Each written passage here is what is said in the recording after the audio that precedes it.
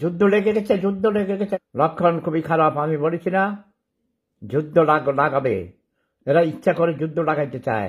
সবাই তোমরা তৈয়ার থাকো, সবাই সতর্ক থাকবেন, রাতে ঘুমাবেন না, কান খাড়া রাখবেন, একজন ঘুমাবেন আর একজন জেগে থাকবেন। বাড়িতে সবাই একসাথে ঘুমাবেন না, অন্তত একজনকে জেগে রাখবেন। কখন কি অবস্থা হয়, দেশে যুদ্ধ লেগে গেছে, এটা গৃহযুদ্ধের একটি পূর্বাভাস আমি দেখতে পেয়েছি। আগের থেকেও আমি বলে এসেছি যে একটি গৃহযুদ্ধ লেগে যাচ্ছে, গৃহযুদ্ধ অত্যাসন্ন। আজকে সেই গৃহযুদ্ধ আমরা দেখতে পাচ্ছি।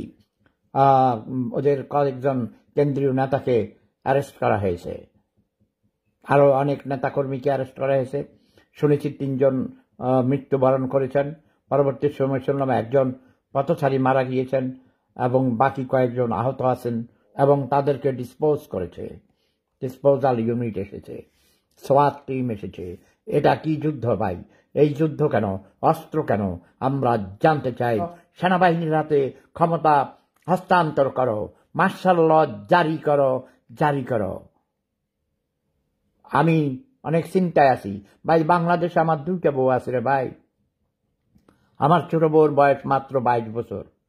এই যে মাত্র 3 তারিখে 22 বছরে পড়েছে। আমার এই সুন্দরী তরুণী বউটাকে নিয়ে চিন্তায় আছি।